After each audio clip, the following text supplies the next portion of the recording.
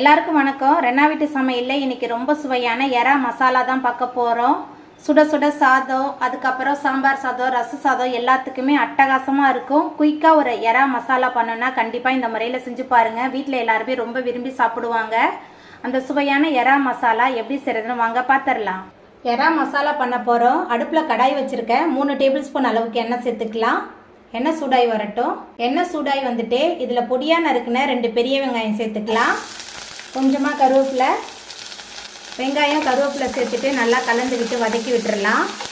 பெரிய வெங்காயம் நல்லா வதங்கி வந்துருச்சு. அதுக்கப்புறமா இதில் பொடியாக நறுக்கி வச்சுருக்கிற 2 தக்காளி சேர்த்துக்கலாம். வெங்காயம் தக்காளி 2த்தையும் சேர்த்துட்டு நல்லா கலந்து விட்டு வதக்கிடலாம். பெரிய வெங்காயத்துக்கு பதிலாக சின்ன வெங்காயம் சேர்த்து செஞ்சாலும் இந்த எறா மசாலா ரொம்ப ரொம்ப சூப்பராக இருக்கும்.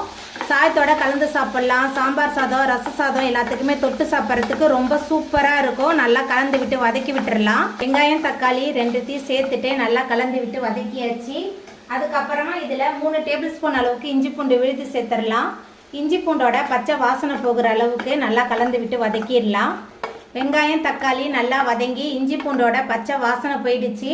அதுக்கப்புறமா இதில் கொஞ்சமாக மஞ்சத்தூள் சேர்த்துக்கலாம். 1/4 ஸ்பூன் அளவுக்கு மஞ்சத்தூள் சேர்க்குறேன். காரமான தனி மிளகாய் தூள் 1 டேபிள் ஸ்பூன் சேர்க்குறேன். இது ரொம்ப காரமாக இருக்கும். உங்கள் காரத்துக்கு தகுந்த மாதிரி நீங்கள் சேர்த்துக்கோங்க.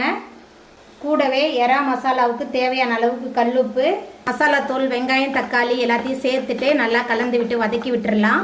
வெங்காயம் தக்காளி மசாலா எல்லாத்தையும் சேர்த்துட்டு நல்லா கலந்து விட்டு வதக்கியாச்சு. அதுக்கப்புறமா இதில் நம்ம சுத்தம் பண்ணி வச்சுருக்கிற எறா சேர்த்துக்கலாம்.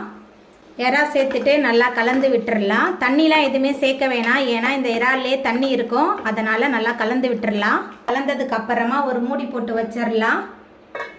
இறால் நல்லா வெந்து வரட்டும். பாருங்கள், நம்ம தண்ணியே சேர்க்கல, ஆனால் இந்த இறால்லேருந்து எவ்வளோ தண்ணி வந்திருக்குன்னு சொல்லிட்டு நம்மளுக்கு சேர்த்த இறால்லாம் சூப்பராக வெந்து வந்துருச்சு. நல்லா சுட சுட சாதத்தோடு வச்சு சாப்பிட்றதுக்கு இந்த எறா மசாலா ரொம்ப ரொம்ப சூப்பராக இருக்கும். இப்போ நம்ம அடுப்பு ஆஃப் பண்ணிடலாம். அவ்வளோதாங்க, சிம்பிள் அண்ட் டேஸ்டியாக செய்யக்கூடிய ரொம்ப ரொம்ப சுவையான எறா மசாலா சூப்பராக ரெடி ஆகிட்டு. இந்த சுவையான எறா மசாலாவை நீங்களும் உங்கள் வீட்டில் செஞ்சு பாருங்கள். இந்த வீடியோ உங்களுக்கு பிடிச்சிருந்தா லைக் பண்ணுங்கள், ஷேர் பண்ணுங்கள், கமெண்ட் பண்ணுங்கள், சப்ஸ்கிரைப் பண்ணுங்கள். அப்படியே பக்கத்தில் உள்ள பெல் பட்டனையும் கிளிக் பண்ணிடுங்க. என்னோடய வீடியோவை இவ்வளோ நேரம் பொறுமையாக பார்த்தவங்க எல்லாருக்குமே ரொம்ப ரொம்ப நன்றி.